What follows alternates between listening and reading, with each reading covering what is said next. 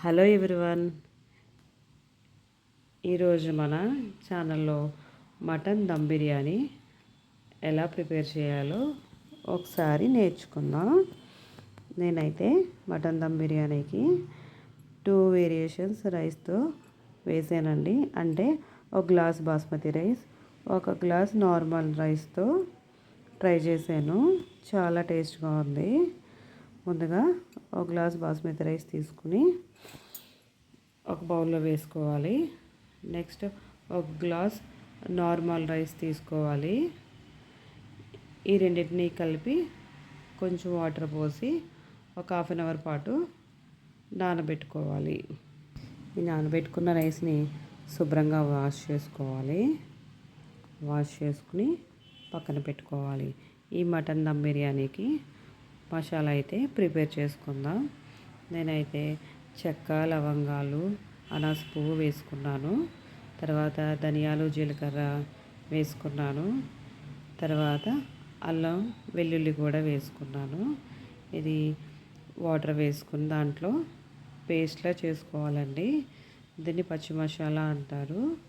అప్పటికప్పుడు చేసుకుని మసాలా బిర్యానీ వేసుకుంటే చాలా టేస్ట్గా ఉంటుంది. తర్వాత ఒక కడాయిలో ఆయిల్ వేసుకొని ఒక బిగ్ సైజ్ ఆనియన్ క్యూబ్స్లా కట్ చేసుకుని ఫ్రై చేసుకోవాలి.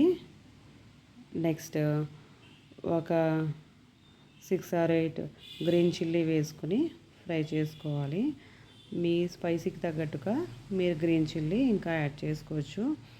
నేను ముందుగా అల్లం, వెల్లుల్లి అండ్ పసుపు, కొంచెం సాల్ట్ వేసి బాయిల్ చేసి మటన్ అయితే పక్కన పెట్టుకున్నాను.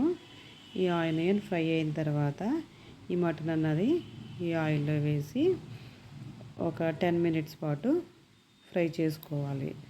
తర్వాత మనం చేసి పక్కన పెట్టుకున్న మసాలా దీనిలో వేసుకొని ఒక 5 minutes ఫ్రై చేసుకోవాలి. మసాలా నుండి ఆయిల్ సెపరేట్ అయ్యే వరకు కూడా మనం ఫ్రై చేసుకోవాలి. నెక్స్ట్ కొంచెం జీడిపప్పు తీసుకుని ఇదే ఆయిల్లో వేసుకుని ఒక 2 minutes ఫ్రై చేసుకోవాలి.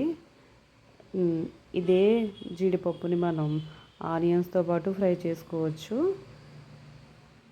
తర్వాత నేను 1/2 kg రైస్ తీసుకున్నాను కదండి, దానికి 3.5 glass వాటర్ వేస్తున్నాను. అంటే బాస్మతి రైస్కి 3.5 glass, నార్మల్ రైస్కి 2 glass వాటర్ వేసి బాయిల్ చేసుకున్నాను.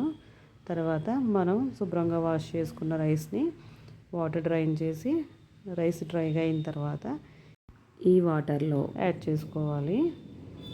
ఒకసారి సాల్ట్ అనేది మనం అడ్జస్ట్ చేసుకుని ఈ స్టేజ్లోనే చెక్ చేసుకోవాలి.